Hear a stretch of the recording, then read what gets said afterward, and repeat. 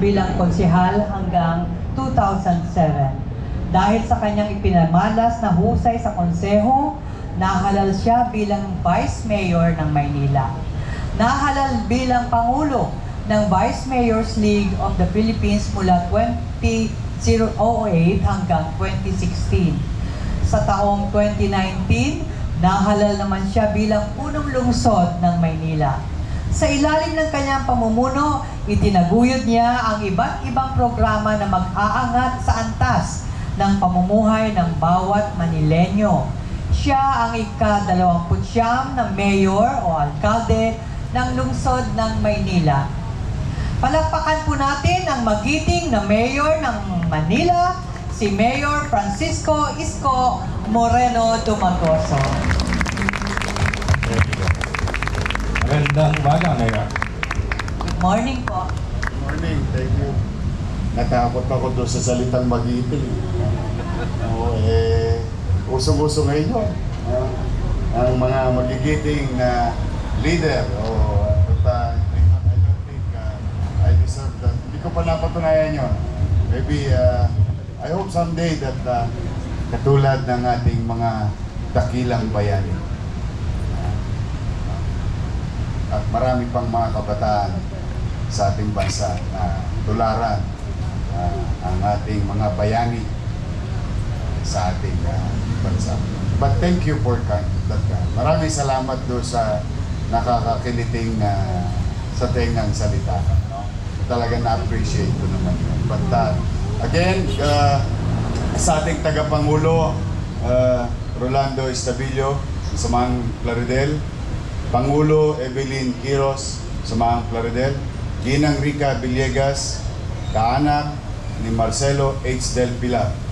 Ating punong barangay na nandito, maraming salamat sa Bulaklak.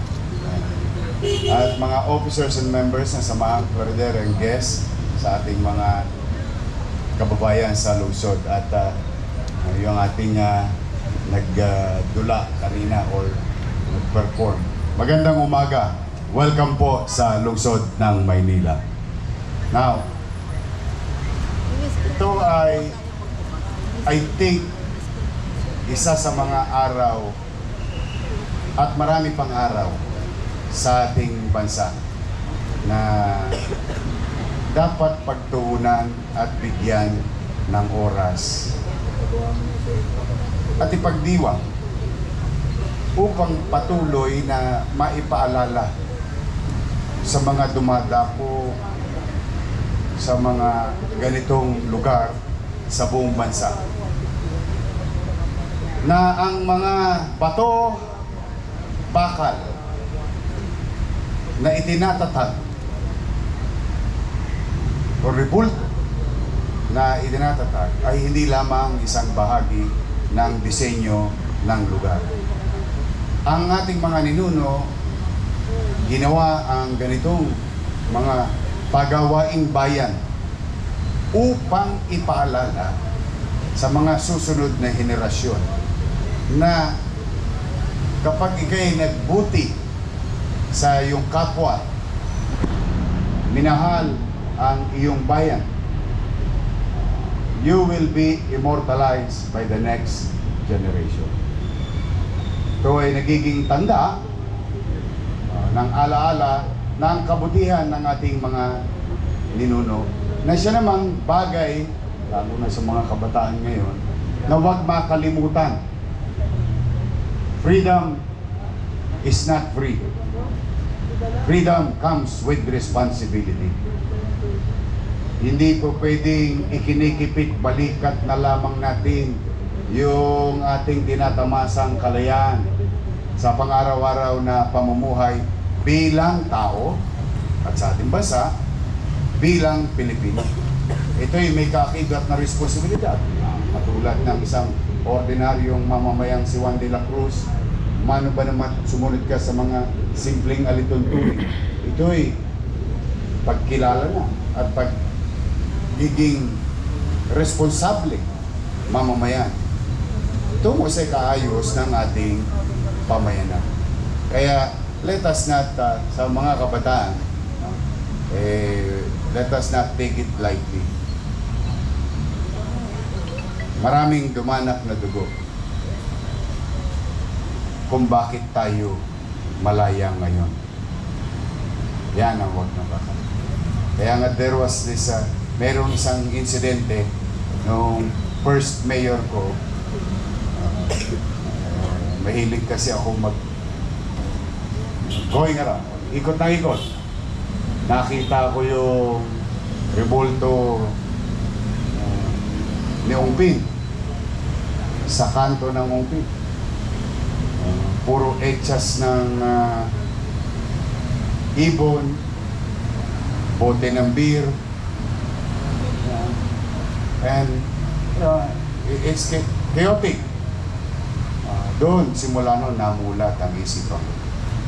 Talagang medyo nagpanting din ng ba't ganon? Ba't ganon natin ituring yung mga ganitong estatwa, rebulto, na para bang baliwala na lang. O napasiyasat tuloy ako. Nakita ko na yung kahalagahang ibinigay niya sa revolusyon noong mga panahon na yun. Katulad ni Marcelo X. So ito sana ay maging normal na gawain sa buong bansa, sa bawat syudad, sa bawat mamamayan. Patuloy na natin kilalanin ang kagalingan at patuloy natin ipalaganap yung kagalingan ng ating mga ninuno. Now, pangalawa at panghuli, natutuwa naman ako na yung mga binabasa lang namin sa dyaryo nung araw, nakikinig sa akin ngayon. Can you imagine, no? Nung araw, siyempre, ako, Law School of St. Andrew's Field. Mababang paralan ng San Andres Bukid. Talagang hindi ako pinalad na karoon ng magulang na kaya ko papag-aral. So the only way para matuto ako na matuto, magbasa na magbasa. Just so you know. Unti-unti, tinatama ko ng tinatama yung aking mga grammar sa wikang Banyaga, and I put it into practice para pag napanood ko yung sarili ko, so shit, sabi. At least, along the way, not to do the same thing again, over and over again. But may awa ang Diyos, magpipino rin yan. But, ba't ko yun ikinukwento? Mahalaga pa rin kasi sa panahon ngayon ng teknolohiya ang mga katulad ninyo na hindi nyo siya ginagawang profesyon lamang ang journalismo. Hindi nyo na siya ginagawang karir. Ginagawa nyo rin na responsable ang inyong gawain para sa kaayusan at gabay